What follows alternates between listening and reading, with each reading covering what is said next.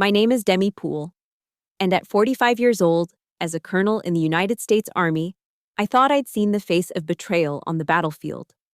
But that night, as they snapped handcuffs on my wrists on the very stage where I was being honored, my father raised his champagne flute and smiled. "I was the one who reported her," he said, his voice loud enough for every camera to capture. The room fell silent. Everyone stared at me as if they'd just watched a hero unmask a villain. But I wasn't shocked that he'd done it. I was shocked that after all these years, I still hoped he'd be different. I was shocked that the look of sheer satisfaction in his eyes as he watched me fall hurt more than the cold steel on my skin. He had no idea. His act of destroying me was the very key that would unlock a far worse truth he'd buried for 30 years. Let me know where you're watching from in the comments, hit that like button, and subscribe if you believe that sometimes the greatest battle isn't with an enemy overseas, but with the people who share your own blood. The ballroom of the Willard Intercontinental Hotel glittered under the weight of its own history. Crystal chandeliers dripped light onto the sea of Army service uniforms, the deep blue fabric a symbol of the order and discipline that had defined my entire adult life. The air was thick with the scent of expensive perfume and the low, confident murmur of Washington, D.C. military elite. I stood on the brightly lit stage, the starched wool of my own dress uniform feeling like a second skin. A moment before, a 4-star general had pinned the Distinguished Service Medal to my chest. Its weight was a heavy, satisfying presence, the physical embodiment of 25 years of service, of logistics chains built in deserts and anti-corruption networks established in war zones. The flashbulbs from the press corps were like tiny, silent bursts of lightning, freezing the moment in time. I allowed myself a brief, disciplined smile and scanned the crowd. My eyes found their table immediately. Table 12, front and center. And there he was, my father, Harold Poole. He wasn't clapping. While generals and their spouses offered polite, respectful applause, he just sat there, his hands clasped on the table, his knuckles white. He stared up at me with an expression I knew better than my own reflection: judgment. It was a look that could curdle milk, a look that had followed me from childhood report cards to my graduation at West Point. Beside him, my mother looked impossibly small and pale, her hands fluttering in her lap as she nervously pleated the fabric of a silk napkin. A familiar chill, cold and sharp, crawled up my spine. I took a slow, steadying breath, the way I'd trained myself to do before every mission. A chaplain once told me, "In the storm, be the rock, not the leaf." For a lifetime, I had tried to be the rock. I looked away from my father, focusing on the insignia of a fellow officer in the third row. Today is my day, I told myself, a desperate internal command. Don't let him ruin it. It was such a naive thought. The applause faded, and just as the general was about to return to the podium, 2 men in dark, impeccably tailored suits stepped onto the stage from the wings. They weren't military. They moved with the quiet, practiced precision of federal agents. The room stopped breathing. The gentle clinking of silverware and glasses went silent. I heard a single, sharp clink from somewhere in the back as a wine glass slipped from a hand and hit the floor. But the only sound I could truly hear was the drumbeat of my own heart, suddenly loud in my ears. It wasn't frantic. It was slow, steady, the rhythm of a soldier waiting for impact. One of the agents, a heavy-set man with a weary face, stepped up to the microphone. "Colonel Demi Poole," he said, his voice flat and devoid of emotion. And then the second agent spoke, his voice cutting through the gilded air like a razor. "You are under arrest for the crimes of espionage and treason against the United States of America." The words echoed off the ornate walls. Treason. Treason. Treason. A vile, suffocating sound. I didn't look at the agents. I didn't look at the stunned faces of my colleagues. I looked at my father, and I saw it. Just for a fraction of a second, before he could compose his face into a mask of theatrical grief, I saw a flicker of pure, unadulterated triumph in his eyes, a flash of victory. Then, the performance began. Harold Poole pushed his chair back and stood up. It was a slow, deliberate movement, designed to draw every eye, every camera lens in the room. He waited until the red recording light swiveled toward him. As a soldier, he began, his voice trembling with perfectly rehearsed emotion. I swore an oath to defend this country against all enemies, foreign and domestic. He paused, letting the weight of his words settle. Then, he turned his gaze directly on me, his daughter, standing there under the hot glare of the stage lights. Sometimes, he declared, his voice rising, the enemy is sleeping in your own house. He turned back to the cameras, his face a portrait of a patriot's agony. He raised his champagne flute, not in celebration of my achievement, but as a toast to my destruction. I was the one who reported her. A stunned silence hung in the air for a beat. Then, a hesitant smattering of applause started from a table near the back. It was followed by another, and then another, a horrific domino effect. Within seconds, the entire ballroom erupted in a thunderous ovation. They were clapping for him, for the patriotic father who had chosen country over his own daughter. They were validating his betrayal, sanctifying it, and in doing so, they cast me out completely. In their eyes, I was no longer a decorated colonel. I was a traitor. The agents moved in. I felt the cold, precise snap of the handcuffs closing around my wrists behind my back. The metal was biting and final. Through it all, I felt my mother's gaze on me. I turned my head, searching for her face one last time. She was crying, her tear-streaked face a mask of misery. But she wasn't looking at me. Her eyes were fixed on my father, her expression a desperate, silent plea, as if begging him to make it all stop. He, the grand conductor of this orchestra of ruin, simply placed a hand on her shoulder in a gesture of paternalistic comfort. And at his touch, she broke. She looked away from him, down at her lap. She chose him. She chose silence. That final act, her quiet surrender, her turning away in my moment of absolute devastation, was a deeper cut than her husband's public declaration. His betrayal was loud and theatrical. Hers was a quiet, suffocating poison. As the agents led me off the stage, past the tables of my former peers who now refused to meet my eye, I was no longer an officer being honored. I was just a daughter, abandoned by both the man who gave me life and the woman who taught me how to endure him. That turning away, it wasn't a new wound. It was just the final twist of a blade that had been there for 30 years. That look of triumph in my father's eyes on stage. It wasn't new. It was just the final exhibit in a museum of grievances he'd been curating my entire life. The betrayal at the Willard Hotel wasn't a sudden storm. It was the final erosion of a dam that had been cracking for decades. As I sat in the silent, sterile processing room, the memories flooded in, each one a perfectly preserved artifact of the man who had just destroyed me. It started small, as these things always do. I was 12, and the world still felt like a place where hard work paid off in simple, satisfying ways. I'd spent a whole summer practicing at the Charleston Rifle Club, my small hands learning the steady discipline of breath and trigger pull. I won the state youth marksmanship competition. I remember running the 6 blocks home, my lungs burning, the heavy gold-plated trophy clutched to my chest like the most precious object in the world. My heart was hammering, not from the run, but from a desperate, childish need for his approval. I burst through the screen door into our small house, shouting, "Dad, I won! I won!" He was sitting in his armchair, reading the Post and Courier. He slowly lowered the paper and looked at the trophy. He took it from my hands, his fingers brushing against mine without warmth. He turned it over, inspecting it with the critical eye of a quartermaster checking inventory. He didn't smile. He just grunted. "Good," he said, his voice flat. He walked over to the fireplace and placed the trophy dead center on the mantelpiece. Finally, something came from all my training. That was it. Not, "I'm so proud of you, Demi." Not even a pat on the back. Just a quiet claim of ownership. Later, when his army buddies came over for poker, I'd hear him from the kitchen, his voice booming with false pride. He'd point to the mantel. "Yeah, the kid's got a good eye, but it's all in the coaching. I trained her myself." He had taken my victory, my hard work, and turned it into an ornament for his own ego. It was no longer my achievement. It was his. 4 years later, the acceptance letter from West Point arrived.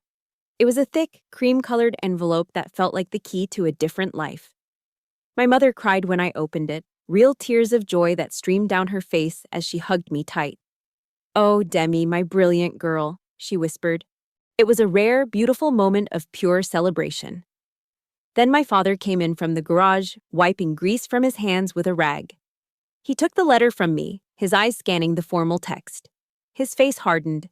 He didn't throw it, but he let it drop onto the kitchen table with a dismissive flick of his wrist. "So," he said, his voice laced with a familiar, bitter contempt.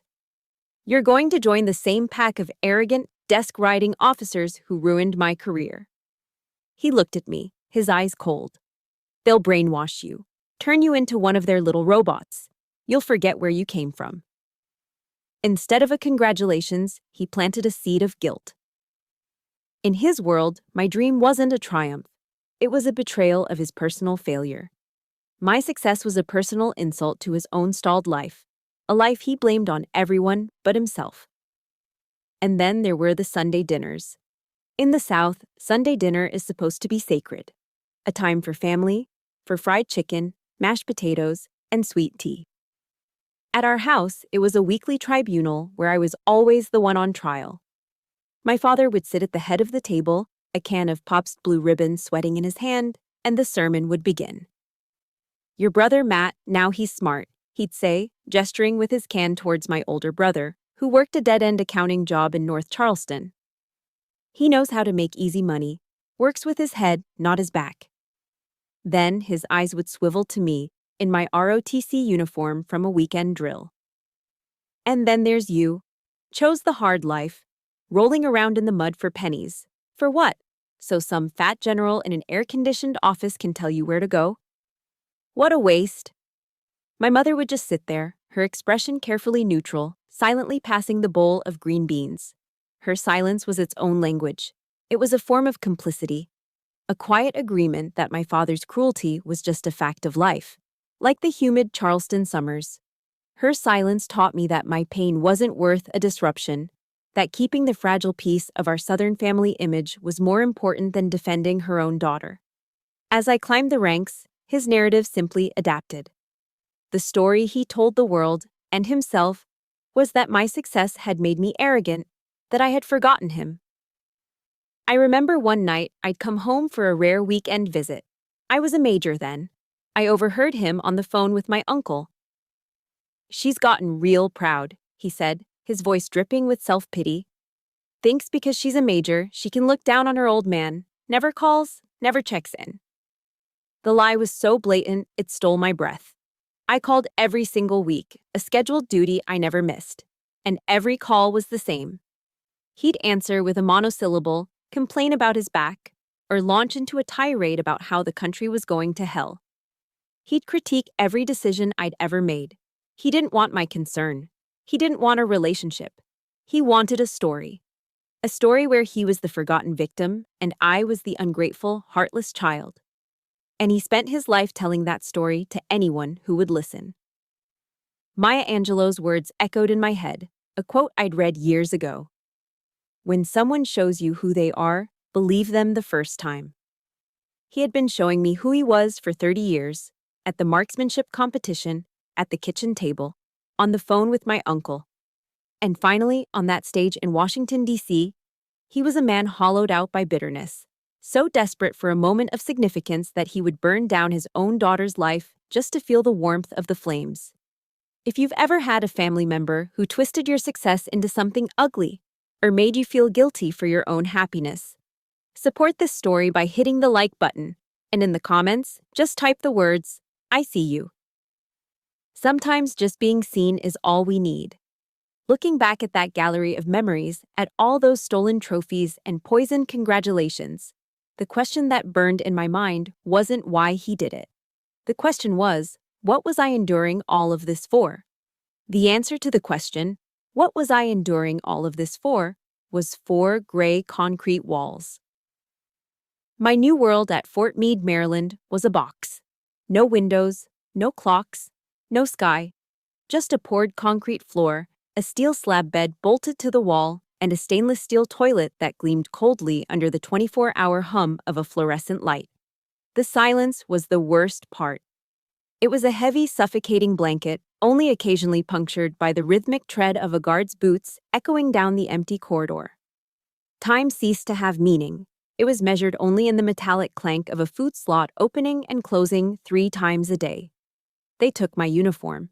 The Army service uniform, with its crisp lines and polished brass, was more than clothing.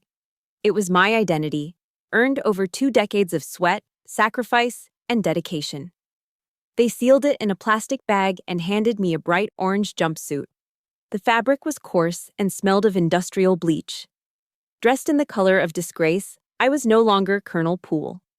I was an inmate, an asset to be interrogated, a problem to be contained. Every morning, a guard would slide a copy of the Washington Post through the slot. It wasn't an act of kindness, it was part of the psychological warfare. And every morning, my father's face was on the front page. Harold Poole, the American hero.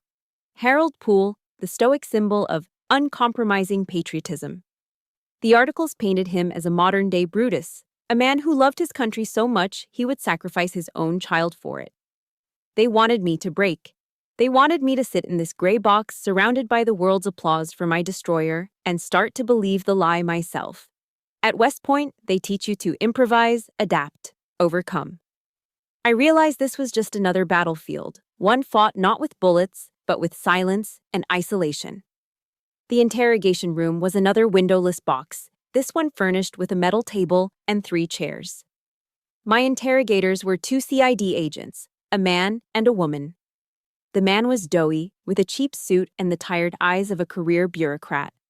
The woman was sharp and angular, with eyes that assessed me not as a person, but as a puzzle to be solved.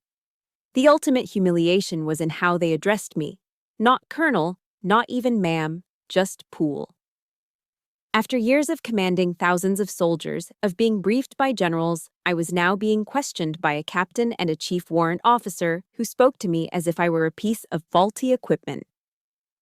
"Your father has been very cooperative, Poole," the man said, sliding a thin file across the cold metal table. His voice had a wheezing quality. "He told us you often complained about the bureaucratic machine, that you had sensitive contacts overseas." He was twisting my professional frustrations, the very drive that made me effective at cutting through red tape, into a motive for treason. I remained silent, my hands resting calmly in my lap. I would not give them the satisfaction of a reaction.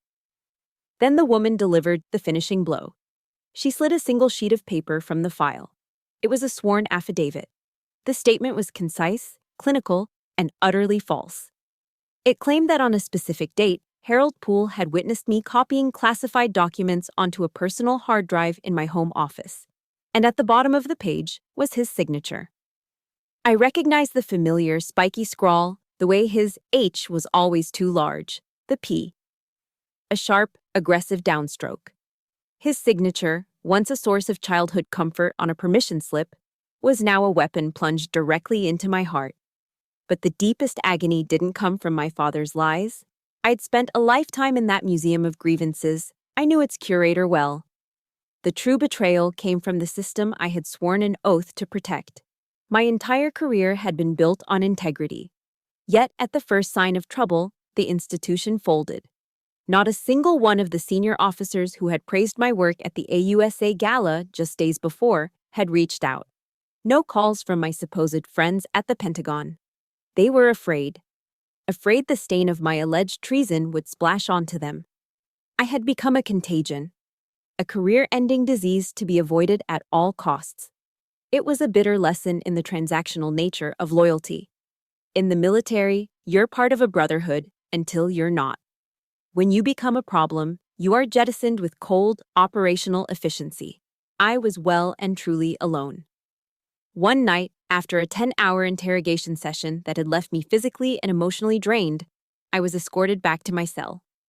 I collapsed onto the steel bed, the exhaustion so profound it felt like a physical weight pressing me down. Despair, a cold and creeping fog, began to settle in. I stared at a crack in the concrete wall, tracing its path with my eyes, trying to focus on anything other than the suffocating emptiness. Then I heard it, a soft, electronic chime. It was barely audible, but in the tomb-like silence of the cell, it sounded like a gunshot. The secure tablet they'd given me to communicate with my military-appointed lawyer, a device I knew was monitored, every keystroke logged, flickered to life. A notification had appeared, but it wasn't from my lawyer. It was a push alert from an encrypted peer-to-peer messaging app I'd installed on the device myself, a backdoor that I knew CID's standard monitoring software wouldn't catch. My heart hammered against my ribs. I picked up the tablet. The message was 3 simple words. They're wrong. And underneath, 2 initials. E.g., Ethan Graves. Warrant Officer Graves. My unit's best cybersecurity specialist. A skinny, quiet kid from rural Oregon who I had once gone to bat for, shielding him from a bull-headed major who wanted to bury him in paperwork for a minor infraction. He was a good soldier. A loyal soldier. I stared at those 3 words on the screen. They're wrong. It wasn't an exoneration. It wasn't a key to get me out of this cell. But it was something. It was a signal flare in the crushing darkness. For the first time in what felt like an eternity, the emotion that washed over me wasn't despair. It was hope. After 3 weeks in the vault of silence, I was released on bail. My freedom constrained to the 4 walls of my small Alexandria apartment by a GPS ankle monitor. The concrete box had been replaced by a gilded cage. I was no longer a prisoner of the state, but a prisoner of the narrative. And the warden of that narrative was my father. He was everywhere.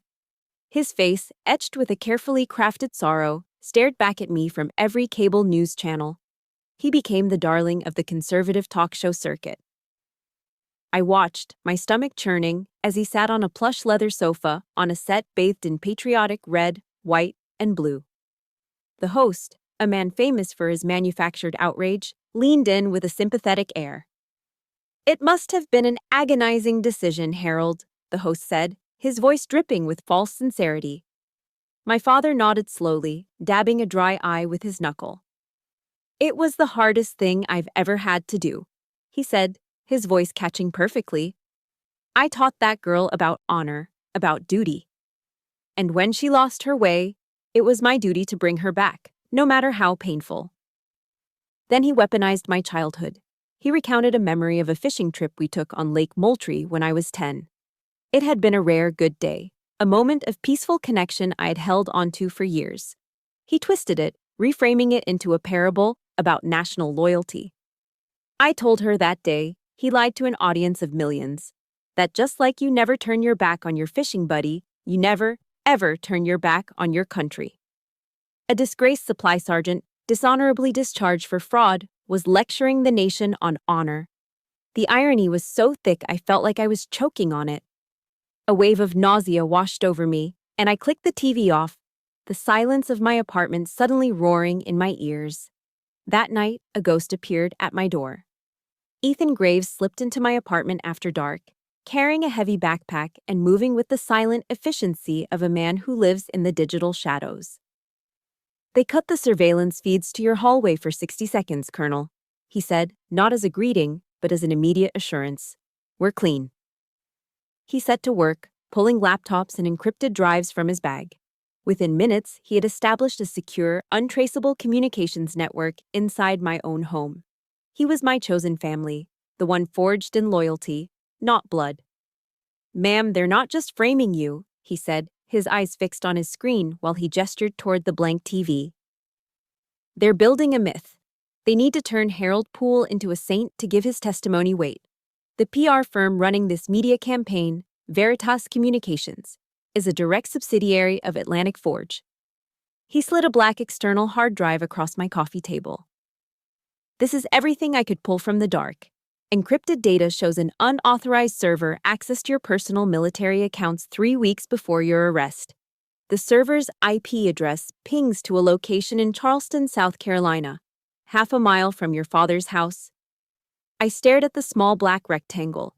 It was the first solid thing I'd had to hold on to in a month. It was more than data. It was a weapon. "Thank you, Ethan," I said, my voice quiet. He just nodded. General Patton said, Accept the challenges so that you can feel the exhilaration of victory. We'll get there, Colonel. The next afternoon, my mother came to visit. She carried a large pot of chicken noodle soup, a traditional offering of Southern comfort, as if broth and noodles could somehow mend a life that had been shattered. She sat stiffly on my sofa, avoiding my gaze, the silence stretching between us until it was thin and brittle. Your father, she finally began, her voice a reedy whisper. He's not the man I married anymore, Demi. The bitterness, it's eaten him alive. She explained how men from Atlantic Forge had approached him. They didn't offer him just money. They offered him something far more seductive. Redemption. A chance to rewrite his own history of failure. They told him they would restore his honor, she said, her eyes welling with tears. They told him you were part of the swamp in Washington that needed to be drained. And he believed them. It was easier for him to believe you were a traitor than to admit he's been a fraud his whole life. She started to sob then, quiet, helpless little sounds. He would rather see you in prison, Demi, than admit that he failed. She brought no help, no solutions, just a painful confirmation of the bottomless depth of my father's delusion. She was a messenger from a world I no longer belonged to, a world where keeping up appearances was more important than the truth. As she was about to leave, fumbling with her purse at the door, she pressed a small folded piece of paper into my hand, her fingers trembling. This is the name of the bank, she whispered, her eyes darting around as if expecting to be caught. He received a large deposit. It was the final piece, the straw that didn't break the camel's back, but rather reinforced its spine. Her one small act of defiance. After she left, I stared at the name of the Charleston Community Bank on the slip of paper. I picked up the secure phone Ethan had left me. They've made my father a media star, Ethan, I said, my voice cold and steady. They think they control the story. There was a pause on the other end of the line. Then Ethan's voice came back, clear and resolute. Then we go to where the story began, Colonel, he said. Charleston. We're going to tear their whole damn play down on its opening night. A plan began to form, sharp and clear in my mind. The counterattack was no longer a vague hope. It now had a name, it had a location, and it had a target. Returning to Charleston felt like stepping into a ghost story where I was the main character. The humid air, thick with the sweet scent of magnolias and salt marsh, was the same air I'd breathed as a child. The cobblestone streets and pastel-colored antebellum houses were beautiful, a perfect postcard of Southern charm. But beneath that genteel surface, I knew a dirty conspiracy was festering, and my own family was at its heart. My lawyer had convinced the judge to modify my bail, allowing me to travel under the guise of caring for an ailing mother. It was a perfect cover. Ethan had arrived 2 days before me, establishing our base of operations in a place no one would ever look for a colonel. A cheap, run-down motel off I-26, the kind with flickering neon signs and peeling paint. The room smelled of stale cigarette smoke and industrial cleaner. Taped to the drab, water-stained wall was a complex diagram Ethan had created, a spiderweb of names, shell corporations, and wire transfers connecting Harold Poole to Atlantic Forge. In the center of it all was my name. Welcome to the battlefield, Colonel, Ethan said, handing me a paper box. Inside was fried chicken and a biscuit from a nearby Bojangles. The plan is simple. You use your local knowledge, the human intel. I'll handle the digital forensics. We need irrefutable proof of the money trail. Sitting on the edge of a lumpy mattress, eating greasy fried chicken under the buzz of a fluorescent light, I felt less like a daughter returning home and more like a deep-cover operative infiltrating enemy territory. General Grant's words came to mind. I propose to fight it out on this line if it takes all summer. My summer of war had just begun. The next morning, armed with the scrap of paper my mother had given me, I walked into the Charleston Community Bank. It was the same bank where I'd opened my first savings account, depositing birthday money from my grandmother. The polished marble floors and hushed, air-conditioned quiet felt strange, like a memory viewed through distorted glass. Behind the teller counter was Mrs. Gable, a kind grandmotherly woman with perfectly coiffed silver hair who had known me since I was a girl in pigtails. Her warm smile faltered when she saw me, replaced by a look of pity and confusion. "Demi, dear," she said quietly, I saw the news." "I know, Mrs. Gable," I said, keeping my voice low and steady. "I need your help." In the privacy of her small glass-walled office, her professionalism kicked in.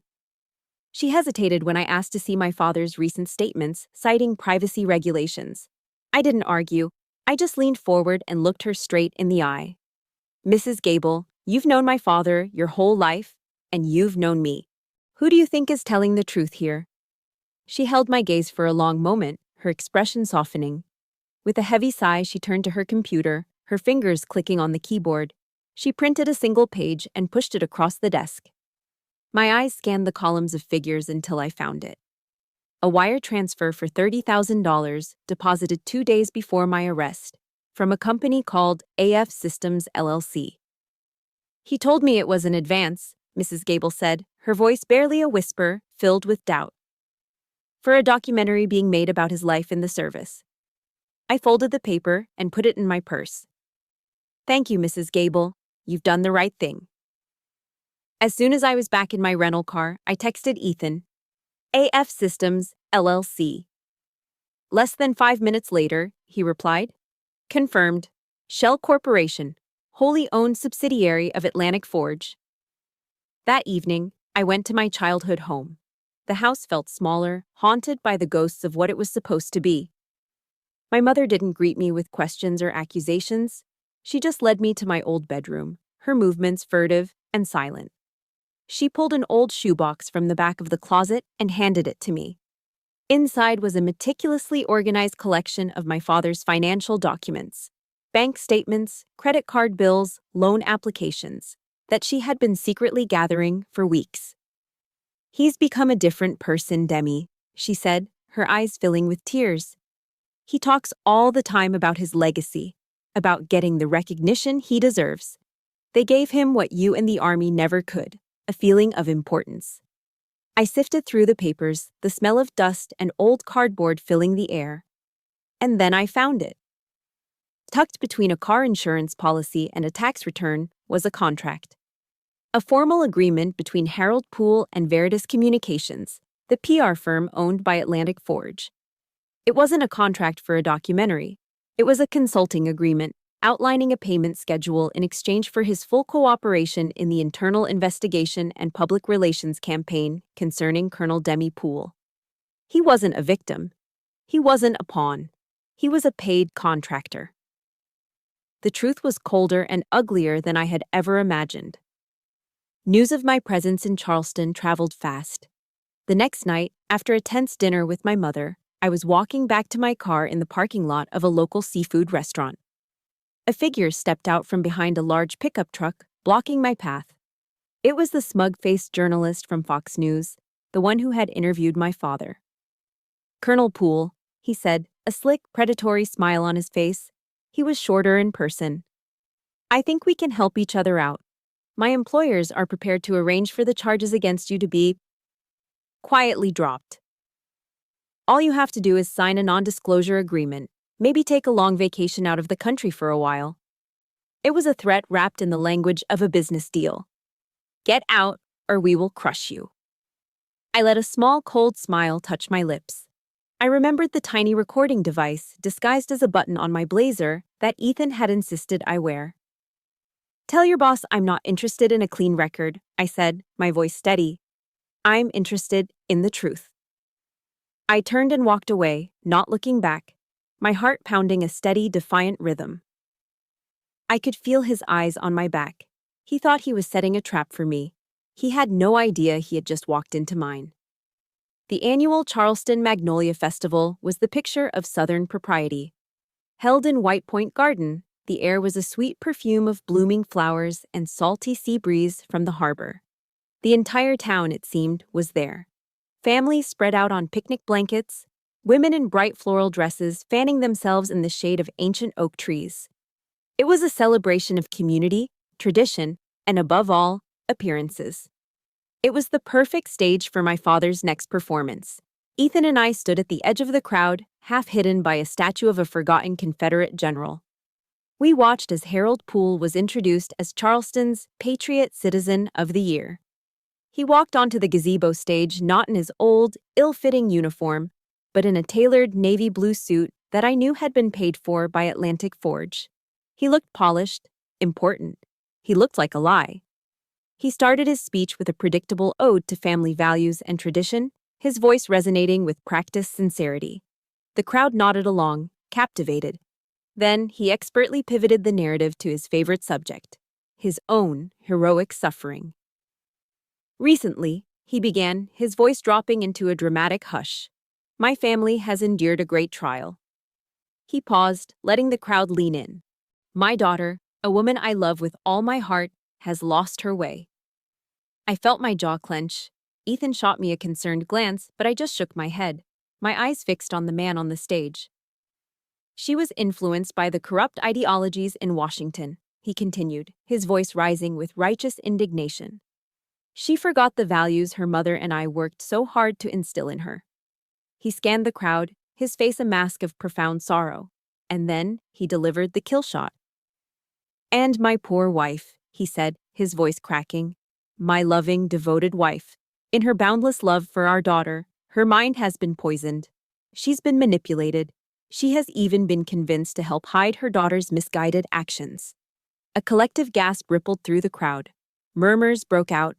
I could feel dozens of eyes turning in my direction, people in the crowd recognizing me. Their looks weren't just curious anymore, they were a mixture of pity and contempt. He hadn't just made me a traitor to my country. He had painted my mother as a weak, foolish old woman, a pawn manipulated by her own monstrous child. He had taken her one small act of courage, giving me the bank name, the shoebox, and twisted it into a symptom of her senility and my evil. Something inside me snapped, a cold, clean break. The blood in my veins felt like it was boiling, a searing heat that rose from my chest into my throat. This was no longer about me, my career, my reputation. I could endure the attacks on those. But this was an attack on my mother, the woman who had suffered his tyranny in silence for 40 years. The woman who, in her own quiet, terrified way, had tried to help me. He was punishing her for it, publicly, turning her into a pathetic footnote in his grand story of patriotic martyrdom. I looked at Ethan, my vision narrowing. That's it, I said, my voice low and shaking with a rage so pure it felt like a physical force. I'm done. I couldn't stand there for one more second and listen to him desecrate her name. I turned on my heel and began walking, pushing my way through the stunned crowd.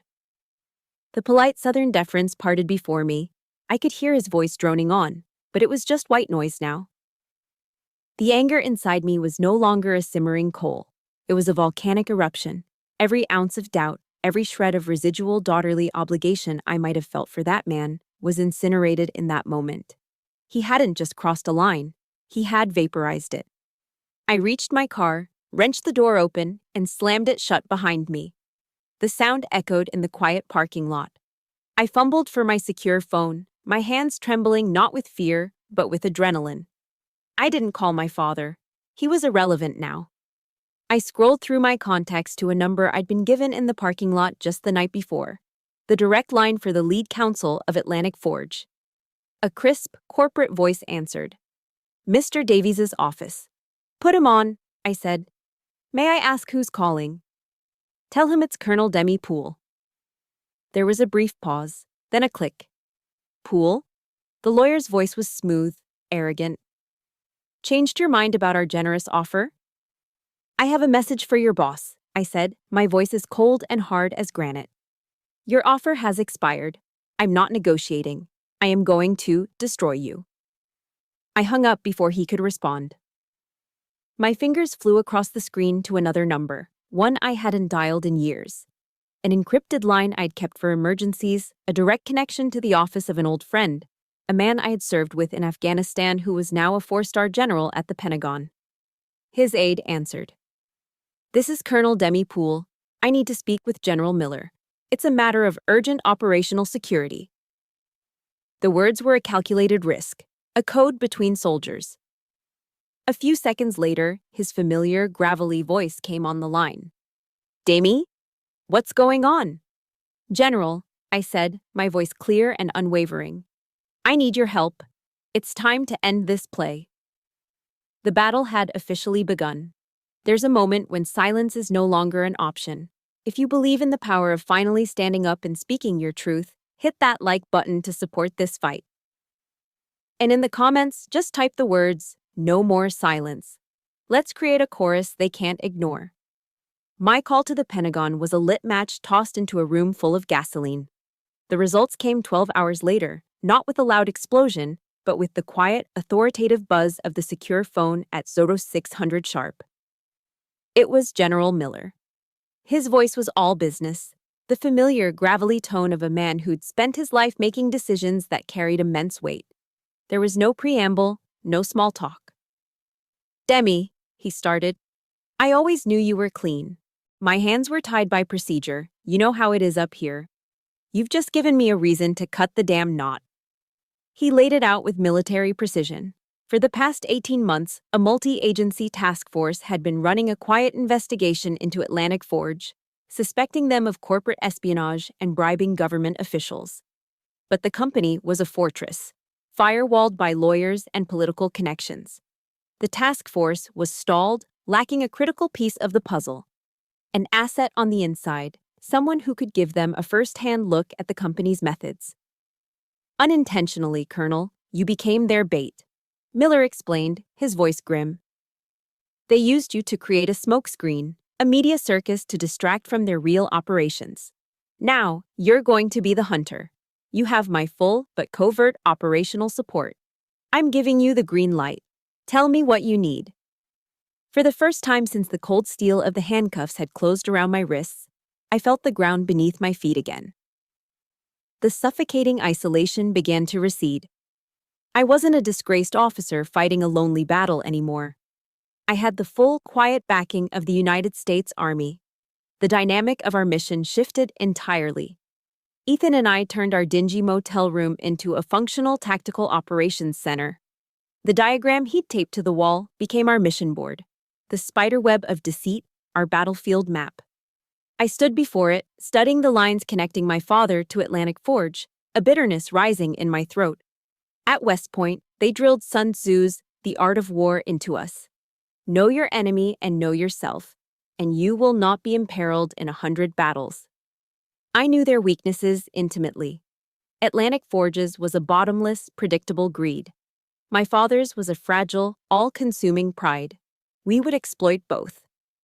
We need more than digital evidence, Ethan, I said, pacing the small, threadbare patch of carpet between the beds.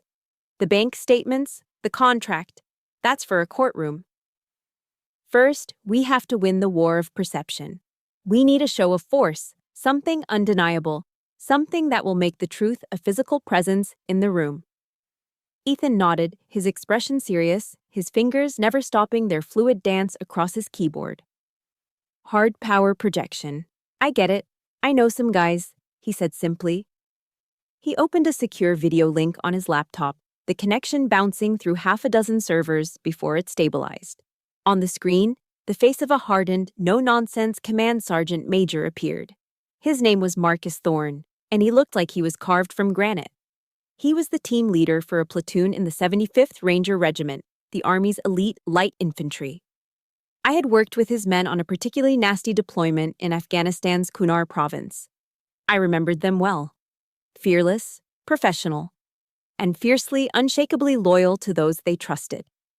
I laid out the plan for him, the objective, the timing, the specific display of disciplined, non-aggressive presence required. It was an unorthodox request, asking active duty Rangers to participate in what was essentially a civilian operation. I didn't know what he would say. Officially, in the eyes of the world, I was still a traitor. He listened intently, his gaze unwavering, his expression unreadable. When I finished, a silence hung in the air. He didn't ask a single question about the charges against me. He didn't ask for authorization codes. He didn't hesitate for a second. Colonel, Sergeant Major Thorne said, his voice a low, steady rumble that carried absolute conviction. "You just give us the time and place. We'll be there." That simple, unconditional statement of trust, from a soldier I hadn't seen in 5 years, hit me harder than any accusation ever could. This was the brotherhood I'd signed up for. This was my real family. A lump formed in my throat, not from anger or despair, but from overwhelming gratitude. 24 hours later, General Miller delivered our ultimate weapon, our legal Excalibur. He sent a secured file to Ethan's laptop. "Read this," he ordered over the phone. The document was a retroactive presidential memorandum, classified top secret. It officially assigned me, Colonel Demi Poole, to a classified counterintelligence investigation, codenamed Operation Evergreen. The target, Atlantic Forge. My arrest, the media campaign, the entire public crucifixion, it was all being officially and legally reframed. "Legally speaking, Demi," Miller explained, a note of grim satisfaction in his voice. "As of this moment, you were never a framed victim. You were a deep-cover operative executing a sanctioned counterintelligence mission. Every charge against you is now null and void. Anyone who knowingly aided the false narrative against you is now guilty of obstruction of justice." It wasn't just a legal shield, it was a sharpened sword. It transformed my status from the accused into the accuser, the hunted into the hunter. All our collected evidence wasn't just for my defense anymore, it was now ammunition for the prosecution of my enemies. And then, as if orchestrated by fate, the perfect opportunity presented itself. My mother called, her voice trembling with confusion. An invitation had arrived at the house, delivered by courier. Thick, cream-colored cardstock with an embossed gold eagle. The Charleston chapter of the Association of the United States Army was hosting a Special Veterans Honors Gala. The guest of honor, slated to receive the Voice of Duty Award for his moral courage, was my father, Harold Poole. The location was the final, arrogant twist of the knife, the grand ballroom of the Charleston Place Hotel. The very same venue where my life had been publicly detonated nearly a year before. Ethan looked at the digital copy of the invitation on his screen, his expression grim. "They're recreating the scene of the crime to humiliate you one last time, Colonel. To put the final nail in the coffin." I looked at the invitation, at my father's name printed in elegant script. A slow, cold smile spread across my face. It wasn't a smile of warmth. It was the smile of a predator that has just seen its prey walk willingly into a perfectly laid trap. "No, Ethan," I said, my voice quiet and certain. "They're not. They're setting the stage for their own curtain call." I looked up at our mission board, at the interconnected lines of their conspiracy. "Get the team ready. We're going to war." The ballroom was exactly as I remembered it, a perfect glittering replica of my personal hell. The same crystal chandeliers cast the same soft, forgiving light. The same gold-embossed AUSA logos adorned the walls. It was a stage reset for the second act of a tragedy, and my father was playing the lead. He walked to the podium, soaking in the applause. He was wearing the same navy suit, his face beaming with the self-satisfaction of a man who believed he was the hero of his own story. He gripped the microphone, cleared his throat, and began his well-rehearsed speech. "Duty," he said, his voice resonating with false humility, "is a lonely road." The audience listened, rapt with admiration for the patriot before them.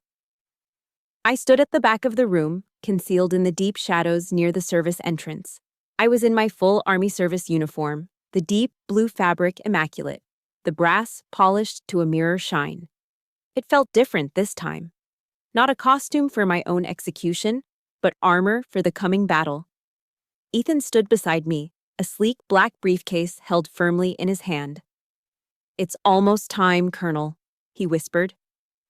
My heart was pounding, a hard, steady rhythm against my ribs. It wasn't the beat of fear, it was the beat of anticipation. The final countdown. My father was reaching the crescendo of his speech, his voice thick with emotion as he spoke of difficult choices and moral courage. And at that precise moment, the grand double doors at the entrance to the ballroom swung open. It wasn't federal agents this time. It was a 6-man fire team of the 75th Ranger Regiment. They were in their full combat uniforms, the digital camouflage pattern a stark, gritty contrast to the black tie finery of the gala. They moved in perfect synchronized silence, their boots making no sound on the thick carpet. They didn't shout. They didn't run. But their disciplined, lethal presence sucked all the air out of the room. A wave of silence rolled from the back of the ballroom to the front as every head turned to watch them. They moved in a wedge formation, parting the stunned crowd as they marched directly towards the stage. Leading them was Warrant Officer Ethan Graves. My father faltered, his words dying on his lips. He turned, and his expression of smug satisfaction curdled into confusion, then into a flicker of panic.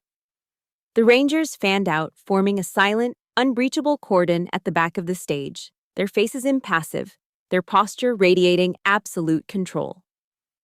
Ethan walked calmly to the podium. He didn't shove my father aside, but with a polite yet firm gesture, he effectively displaced him, taking control of the stage.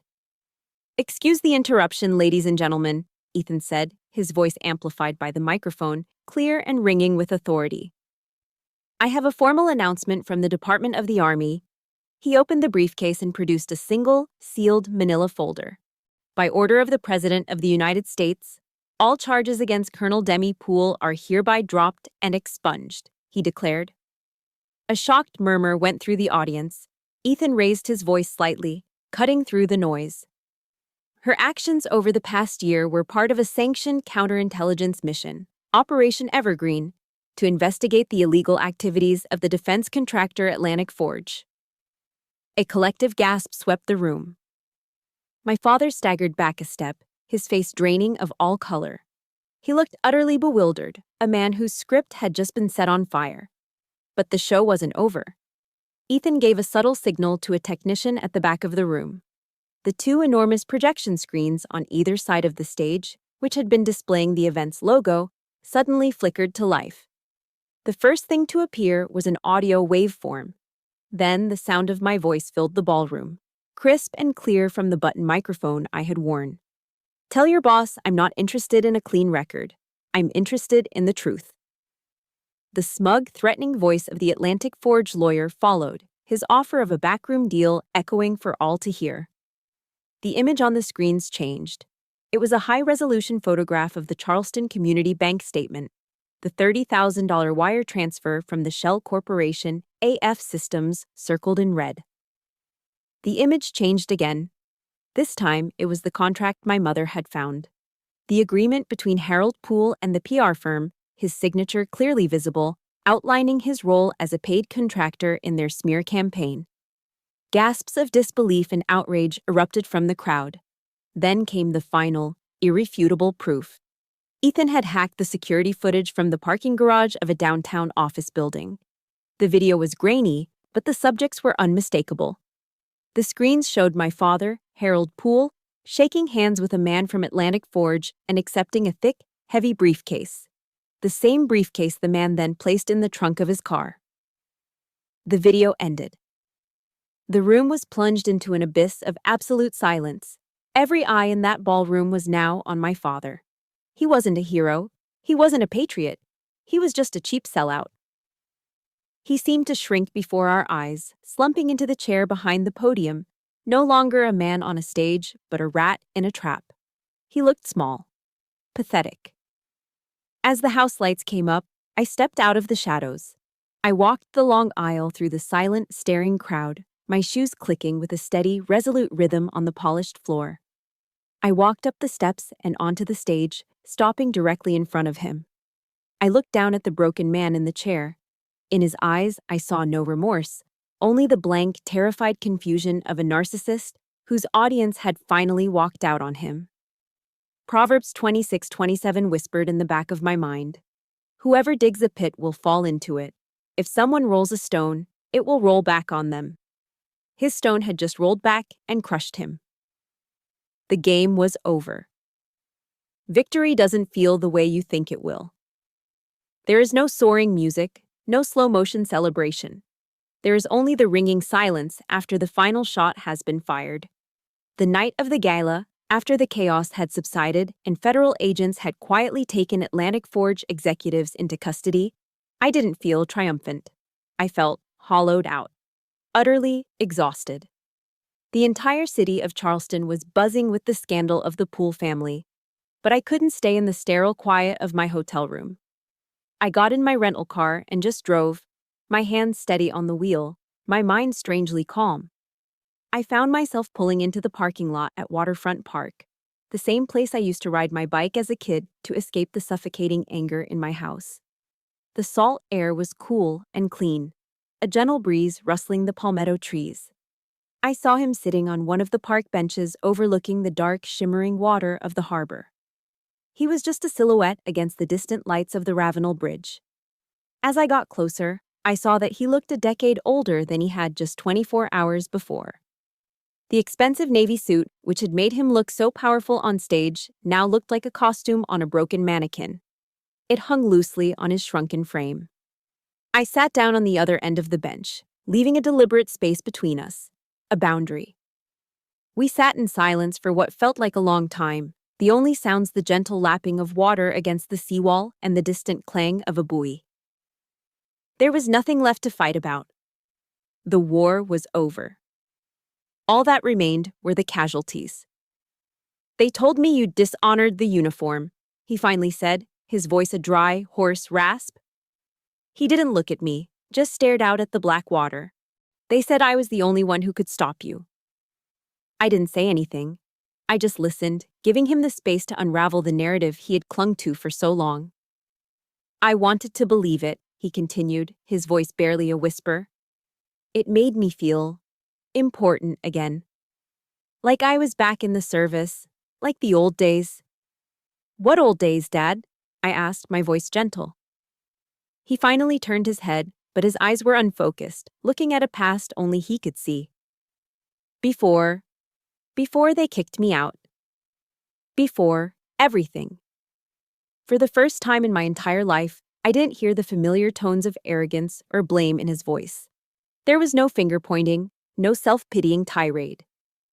There was only a vast empty space where a man's pride used to be. I remembered a phrase I'd heard in an Al-Anon meeting I'd attended with a friend years ago, a mantra for dealing with the destructive behavior of others. You can't control it, you didn't cause it, and you can't cure it. For years, I had secretly believed that if I were just successful enough, just perfect enough, I could somehow cure his bitterness. Now I saw the truth. His sickness was his own.